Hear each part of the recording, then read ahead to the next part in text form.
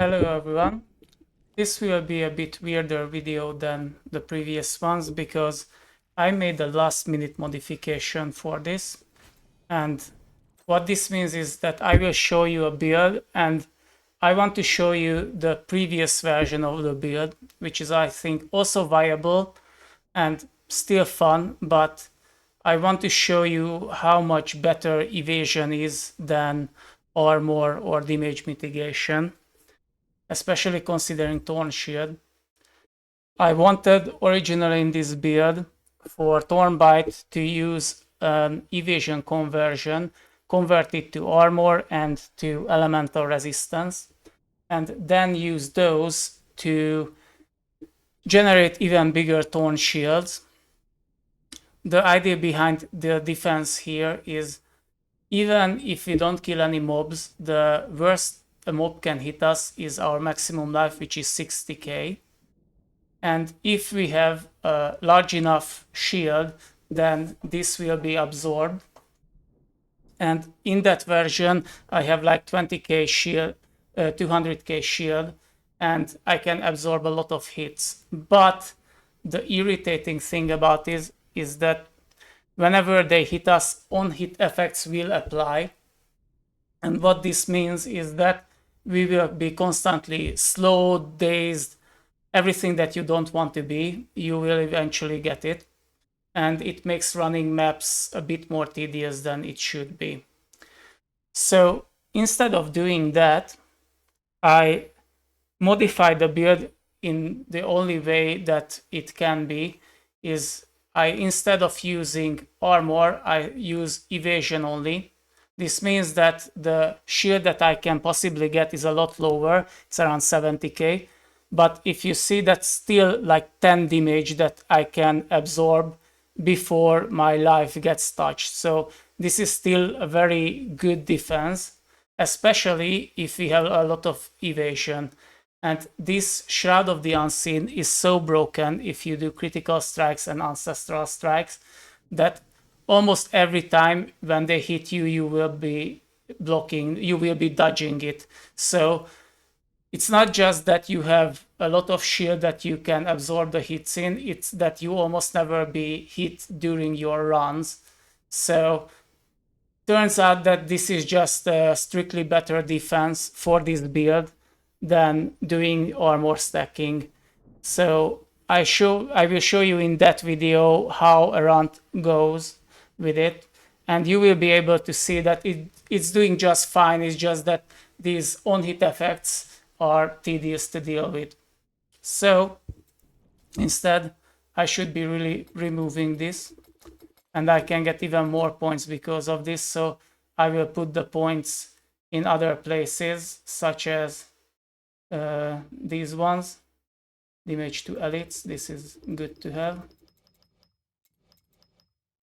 So I will just remove all these extra points here and put them here. These will be moved to around this part. This isn't really necessary. It's just a good extra damage increase that we can use. Or you will be seeing the final build, or maybe I decide I will want to get the 5% Ancestral Strike from here, but I highly doubt it. I think the attack speed is better. You can play around with it, so this isn't like a crucial part of the build. These last points, you can put it however you feel like. So the build is still the same as I explained there, but because this will be the first part, I will quickly explain it here. What we want to do is use our primary and secondary skill, which will be our clones.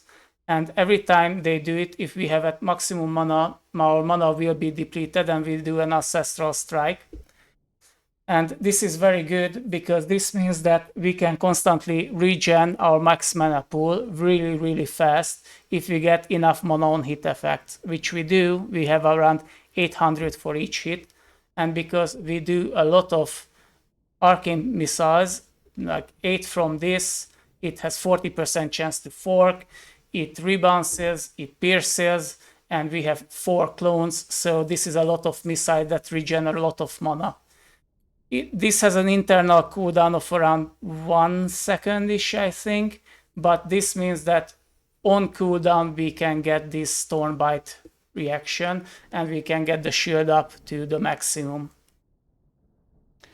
And with this Reaper we want to use indirect damage and do critical strike. So we use Frostbolts to do a lot of critical strike, because if we use a lot of Frostbolts, then this will have 100% crit and our critical strike damage will be through the roof. This is how we scale our damage, which is elemental damage that we stack on everywhere. So the flat damage is we just get flat damage on our gear. And because we have this imbue effect, our lightning imbue attack will trigger an electric arc, and electric arcs trigger a frostbolt. So this is how we will clear in general, that we will create a lot of frostbolt with these arcs, and with those frostbolts we kill everything. The frostbolts will pierce everyone, but they cannot rebound, sadly, so they will just be absorbed in the wall. Honestly, you can put a cheat death effect here and you will be a lot safer. On this evasion version, I don't feel the need to do so. This isn't a huge damage increase, to be honest, to have another clone here. I think you will be fine with 3 clones and the cheat death effects, or you will be doing the 4 clone version. This is entirely up to you. Just play around with it, see which one you prefer. This is very nice because this is another cheat death, prevent death effect. So even in the beginning, we have a chance to survive before we generate a lot of shield. So this is very nice to have. And this is a great mana on hit multiplier that we should use all the time. As you can see, this gear is not even close to maxed out. These are on Reforge 11, most of them. They can be reforged to maximum and you will be even tankier, you will have even more damage. I still need to reforge like 1 or 2 of them to get 100% pierce, but it's honestly fine, so this doesn't really an issue. Okay, so this is behind the idea behind the gear. On this version, I highly recommend using the fork chance 40% because you don't even have the 25% each cloak. So you don't want to spend your points on fork chance. This 40% is just fine. And let me show you how a map goes. Here is a map with a boss at the end. And as you can see, we delete pretty much everything on sight. The thing is that even our lightning arc and our arcane missiles are doing a decent amount of damage, but every time our frostbolt hits, mobs just die. So if we have a lot of mobs, this is a bad map for it because the density is quite low actually. But as you can see, we don't get hit. It's a much smoother experience than the other one because we just simply dodge everything. And even if we don't dodge, we only take like 3000 damage. So as you can see, this is like 20 times our pool, so no issue there. And we clear a map like this.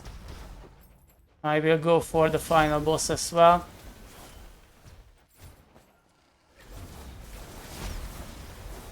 The damage is there, and let's go and clear another map quickly and do the boss. So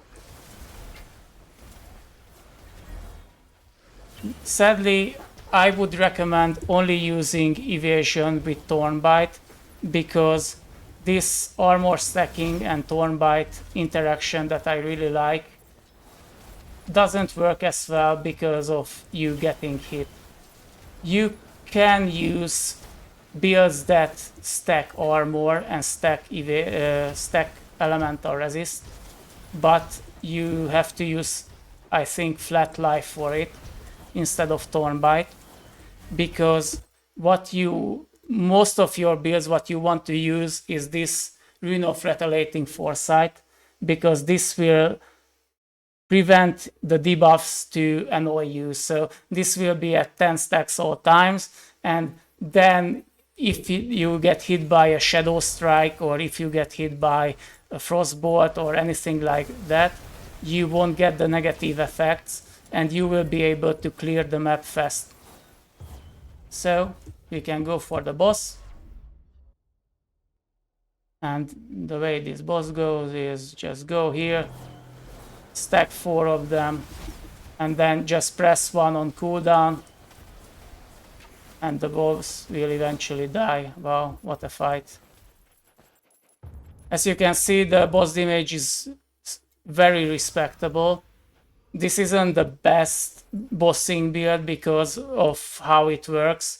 The way this works is with this on-hit effect, the frostbolts that you generate will be behind the target that you hit. So the frostbolts won't be hitting your single target, but they still generate. And with this setup, we can use 8 frostbolts every second on the single target, and that's enough DPS that they will die almost instantly. So it's still a very good single target setup. It's just you need to use this one skill for it, and then just kill them with it. That's it. So you will be able to see in the next video how the other version, or not next video, but the follow-up on this video, how the other version works. If you like it, you can use it that way, but I honestly cannot recommend you using armor or evasion for it. Just you, or armor or elemental resistance for it, just use the evasion version. This is way better. This is a very smooth, very fun experience to do leveling, forge, everything that you want to. So this is the build. I hope you enjoyed it. Bye. Hello everyone. This is another build guide that I made, and this is how I salvaged the previously failed attempt to create a build for my mage. This is a very good build, and it's almost immortal, so it's very, very tanky. Not as tanky as the light shield stacker, but it's still on a very high end. And the damage is very respectable, even on the single target. So this build, the idea behind it is that even if Leech doesn't work properly, which was the downfall of the previous build, we can get a lot of mana regeneration out of just plain mana on hit stacking. As you can see, we get a bit more than 800 mana each time we hit with our primary or secondary spell. So if our arcane missile, we generate 8 of them, and they fork and they bounce and they pierce, then they will hit a lot of times, and this will generate an insane amount of mana. And what we can do with that mana is, whenever we spend this much mana, we will get a Thorn Shield, which is here, Thorn Bite. And as you can see, this can be a very high number. It hovers around 200k for me. This is a very good protection, and the only issue we have is how to spend this much mana this fast. And the answer for this is this legendary glow. So whenever we use our primary or secondary skill and our mana is full, we will do an Ancestral strike and consume all our mana. We don't care about the Ancestral strike part, but we love that this consumes our mana, because this way the only thing that we need to do is to regenerate our mana really fast, and it will consume it every time. So this Reaper has a primordial version that says that the maximum damage we can be dealt is at maximum 100% our maximum life. And this will be decreased by the amount of creatures that we kill up to 50. So originally the way this is supposed to work is that you have your life, and even if you get a big hit, it will be maximum 50% of your health, then 40% of your health, and if you regen, then 30% of your health, and you can survive a few hits with this, which is already very, very strong on an evasion build. But we can abuse this way more by using the Thornbite protection, because this means that even though we have more than 200k shield on us, the maximum damage that we can receive, even if we don't kill anything, is 6k. So we don't even use our armor or elemental resistance as much, because even if we get the highest hit, so even if something wants to hit us for 1,000,000, it will be only 6k. So this is the core of our defense, and I wanted to build around this. So with this stuff, we want to use critical strikes and we want to use indirect damage. So for indirect damage, I wanted to use Frostbolts because they have this insane legendary that will give us easily 100% critical strike chance on Frostbolt, and also an insanely large amount of critical damage stack. This can be around 200 times this, so it usually hovers between 50 to 100 for me if I see it correctly. This is an insane amount of critical damage extra that we get for Frostbolt, and this makes it that on tankier mobs our damage can be in the 100 million to a billion range, depending on the density of the mobs. So we want to use a lot of Frostbolts, and we can do it with this legendary, because if we use Electric Arc, which is a skill that we can get here, that means that each and every of our secondary and primary attack will do an Electric Arc, and that will trigger a Frostbolt. So this means that every time we hit, we also make a Frostbolt. The problem with Frostbolt is the reason why we have to do the tree this way.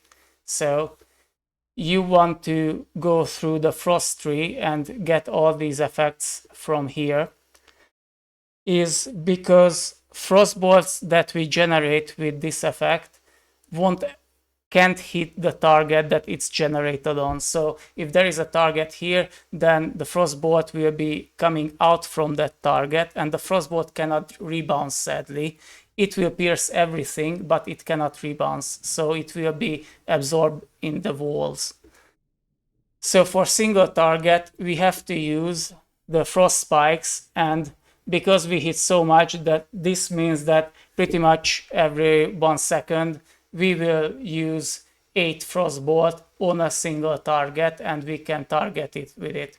So we can generate the Frostbolts that won't hit it, and with 8 Frostbolt every second we can hit it. This means that if we generate enough Frostbolts, then the 8 Frostbolt that we use on the target will still be with a very high crit chance and a very high crit multiplier, which is our single target damage. So to assist this, we use Ethereal cloning pads, so our clones will do even more projectiles. And for extra, we want to use this life on hit, life on kill legendary. This, if you are using Nether gear, this is the first thing that you replace. This can be replaced by a lot of other legendaries that have a lot more meaningful effects for us. But right now, this is the best I can do on a strictly legendary gear.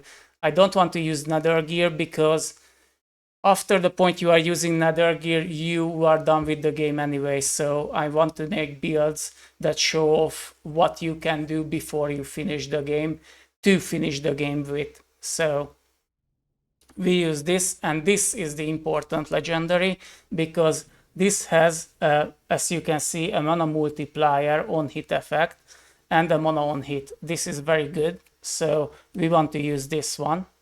This movement speed is very strong because this isn't an added movement speed, this is a multiplier movement speed effect. So this is great, we want to use this one. The sole reason why we use Unbreakable Barrier here is because there is a split second when we start each map where we don't have shield. So in that case where they hit us, and even though we have a respectable amount of armor, if they hit us and it's a big damage, then this will mitigate it so they cannot one-shot us in the beginning. And this cape helps us reach, rebound, and pierce easier. Fork doesn't matter because we use this to ease our fork percentage getting. So you can replace this after you have more gear. I wouldn't recommend using anything else because you don't need that 100% fork on this build. So 40% is just fine. But as you can see, you already have 25% from here, or 23 right now. And you can get it to like 60 with like 2 or 3 epic stats, but then you will have to lower your other stats for it. So I think this is fine, but you can experiment around it. If you want to, the very good ultimatum that you can use is this area damage reduction effect, because most things are doing area damage effect on you, or mana regeneration. Maybe there isn't a whole lot, maybe just gold find itself, so probably I would run gold find, just that, and that's it. Okay, so the last part that we need is this Indomitable Mountain.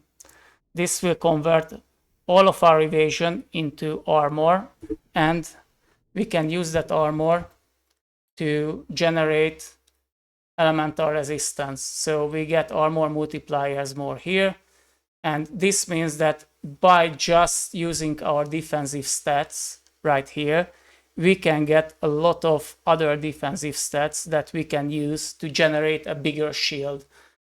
The bigger shield means that we have to be hit like 100, 200 times to actually be close to that, because we will regenerate quite fast. So when I ran through these on-death effects that each and every one will hit me, I still managed to out-regen them and be over 100k shield. This isn't as immortal as the light shield avoidance version, because that build just doesn't get hit.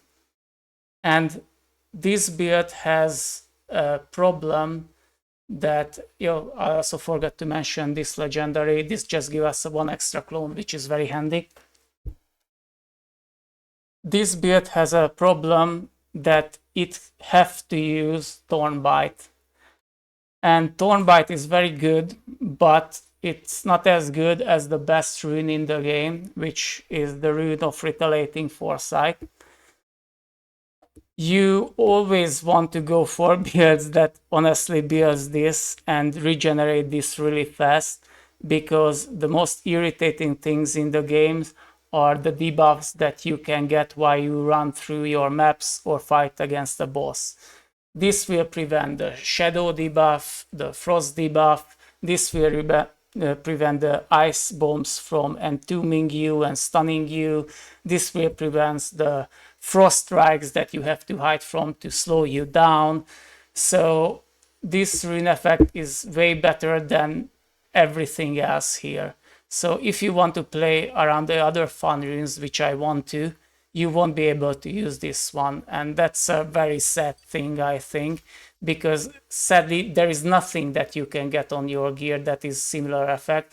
You can only get a necklace that will every 1 minute or so, I guess you can cleanse yourself, and that's just not good enough. So let's see how this build works. First I will show you in the Great Forge. This is where I originally planted this gear. this build, because the way I want to use this build is I will put down my clones right next to the door,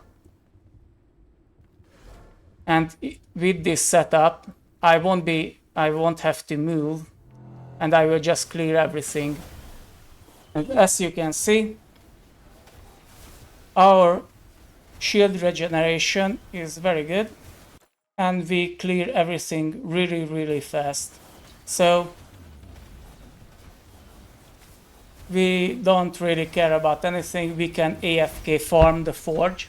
This is the main purpose of this build actually. This is what I want to do with this build. But it can do maps also quite well. And with this setup, it is decent at single target. I wouldn't say this is like a great single target build, but you can kill the bosses with it. So as you can see, doing the forge is very straightforward. You just go and always select the next wave. You don't have to use any of your abilities. If once in a while something is tanky, then you can spam your frost spikes and just use it to kill the mobs.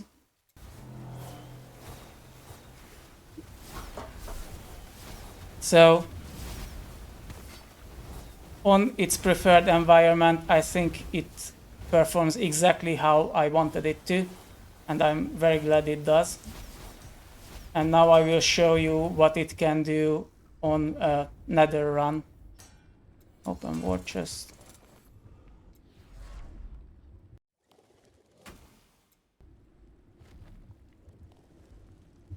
So if we go for a primordial Nether,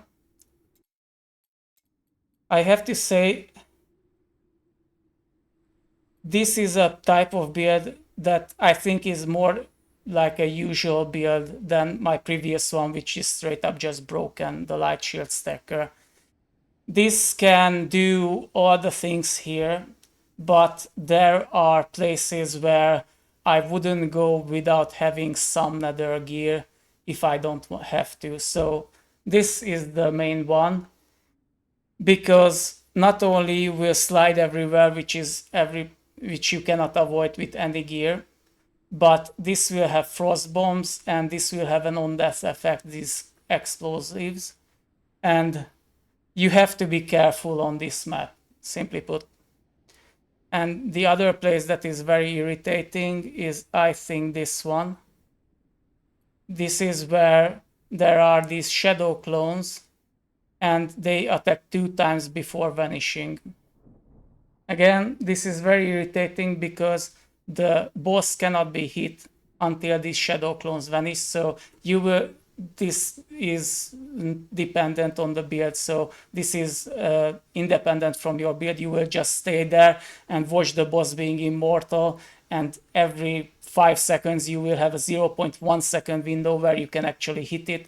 And you want to hit it once with a really big crit. So this is just a slow boss to kill. But let's go for a more usual boss, say this one, I guess. So this will be your average experience. Oops. And as you can see, if you run in the beginning straight into the mobs, you can die, which is why you want to have another gear here or here with a avoid death, cheat death effect like you can get from the headgears. So if you come here back again, the way you want to build this is you just spam, and after you have an amount of shield, then you can just run without noticing anything, but you need the first second to be careful, and after you have like 30k shield, then you can just run around and it's no longer an issue. I will remove the numbers because they are irritating.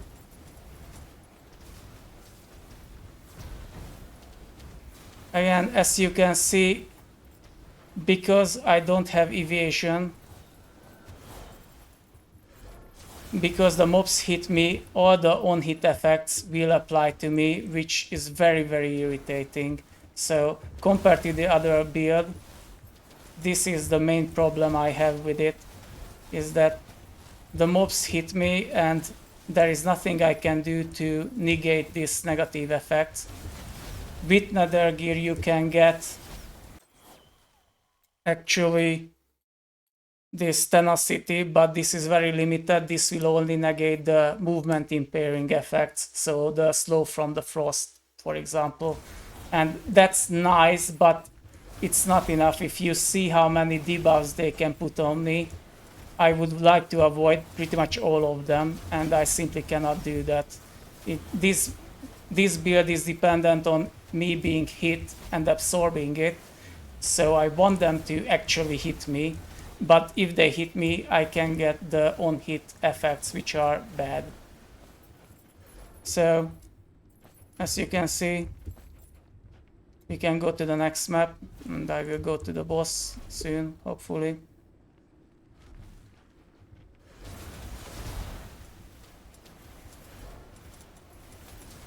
As you can see, this also means that you will be weaker for the final boss. You can do the final boss with this home, but it's not a pleasant experience. You need to be careful and you need to know what you are doing, because his trick is that he has transition phases, and in each and every phase he will set your shield and your HP to 1. And when he does that, then if you get hit in that, let's say, 3-second period before you regen your shield properly, you will be dead. So you need to prepare for each and every transition phase and move. You don't have to hit the boss by yourself. You just spam the clone down, and then you have to run to a corner or something where you won't be hit by the projectiles and the mobs. And if you do that, then you can kill the boss, but again, it's not a pleasant experience, I found. Thankfully, you only need to do it once, so it's not like a thing that you need to repeat. So, can you do it once? Yes. Is it good? Not really. But you can do it, and with that you finish the game and you don't have to kill it again. And for other bosses, as you will be able to see, we have a decent amount of damage. Again, most of the time is the immunity phase, that red thing that you see around is what prevents us from actually doing damage. But this is pretty much the damage limit that every gear will have, every build will have on this level, because if you are not one-shotting them, then each of these immunity phases you will have to go through, so that's just life. Okay, so I hope this was a nice demonstration. I will go through the rest of the gear. Okay. From tenacity, you want to get, from toughness, you want to get the extra armor and the armor conversion parts. These are very good. From fury, you want to get these things. I should get one less here. And this is extra evasion for us, critical damage, critical strike chance. This is great. This is not set up properly. In a moment. We get extra ancestral strike chance here. This isn't really useful, so I think I will build this down. I was doing a different version of the build where I wanted to do some ancestral strike, but you don't need this, so I suggest that you get this down to 0 and you get the attack speed instead, because this is very nice. This will slow down the enemy, and this is just extra damage and attack speed that your clones will use. And elemental damage is how we scale our damage. So you probably want to finish this up because of this one. And it will give us extra elemental damage for 12 seconds. So this is a good boost if you put enough points in this. And you get the penetration from this as well. So For Ancestral 3, very important that you don't put any point in this and you don't activate this ever. The reason, because this locks your mana, and if your mana is locked, then you won't be able to go to maximum mana to activate your gloves. We max these out, and this is pretty much the setup for it. This is very straightforward, and you can put extra points in into this tree, and I suggest that you do so, because for the first 2000 extra elemental damage you get from this is very cheap, and after that, if you put another, let's say 10 million into it, you can get it to 3000, and then you will need to put like more than 20 million Slorm into this to get the last 1000 to be at 4000. So this is fine, you can put more into it if you want. It's a nice damage increase. For abilities, the way you want to use your arcane missile is, this is crucial, because even at 0 mana you will be able to cast arcane missile, so your clones will be able to cast permanently. And this means this is just a small extra damage. This isn't relevant, I think, but it's a bit more boost for your mana steal and life steal, so it's nice to have. This is the clones that you get, and this is the setup we use it with. This is the Remnant Lock and the Not So Lost. These give us a great AoE damage spread, and this will lock down the bosses, the elites, and everything. This time lock is very good, so this is a very good defensive tool and a very good offensive tool, because you time lock something with this with 25% chance, and a Frostbolt goes through it, it almost kills it, and then say one of your missile goes through it, then it will create an explosion, which is the equivalent of your Frostbolt. So even if your simple arcane missiles don't do as much damage, but because the Frostbolt in the time lock can hit these mobs, these AoE damages that you get from this is actually very relevant. So this is great. From here, this first row honestly doesn't matter for us. I left it in the 40% damage over time. You can just remove the points from here if you want. Ancestral Strike silences enemies. This is good actually, because we do Ancestral Strike with the gloves constantly, so we will silence the enemies every time, which is great. And this is just extra damage because there is a time lock chance, and this is the cooldown reduction for the clones. I still don't know the relationship between cooldown and attack speed. Do I need to get extra cooldown reduction right now, or I don't? I still don't get it. I have some cooldown reduction, and with this it seems to be that they are attacking quite fast. I'm happy with it, but maybe I need to get like 20% more cooldown reduction somewhere instead of attack speed. I'm not sure. This is a small amount of armor, which is fine. Extra clone, and this is, as you can see, a 48% damage increase because we put projectile damage reduction on our gear.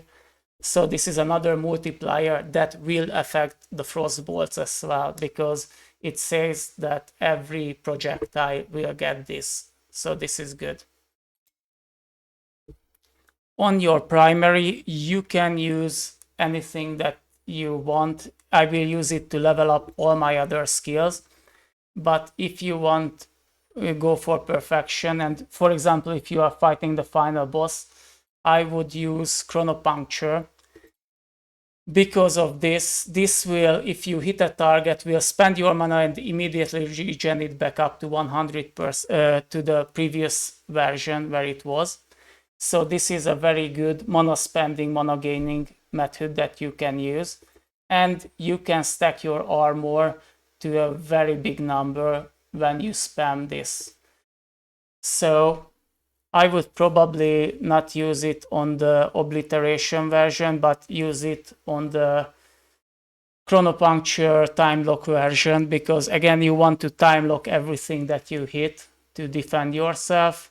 And honestly, this is a small amount of extra damage. It's fine to have, and you need it because of this. So these two work together. Okay, these are the skills. These are the three. And for the gear, I will link it in the description. The things that you want to concentrate on is get your rebounds and pierce to 100%. As you can see, I have it close enough. I will have to remove one pierce gear and put it into the rebound, and then I will have it at 100%. Fork at 40 is fine. Projectile speed, I think, is very nice because it will give your projectile a faster delivery. So this is a better coverage, even though if we don't get extra damage from this, this is very good to have. And we want to have a large amount of critical strike chance on base and a large amount of critical damage. This is so our damage don't go under a minimum version, because if we are just starting the fight and we are, let's say, at 5%, then we would need like 10 seconds to or 5 seconds to get up to our 100% damage output, and we don't want that. So I suggest that you put enough critical strike and critical damage chance on this. Obviously, with Nether gear, it's very easy to 100% this and to stack this to like 400%. And then your damage will be in the billions, but I think this is fine. And there is not much else to say. Make sure that you will have 100% elemental penetration. That's always good to have. And everything else, you focus on evasion, on defense. You get attack speed where you can. And I think the gear itself is very easy to craft. So this is not a high requirement. After you are at the end game part and you are starting to farm the Nether, this will be a very quick build to put together. And once you have this set up, you can farm the end game bosses and you can farm the forge easily, and you can get your other gears that you want. I hope this was helpful. Take care. Bye.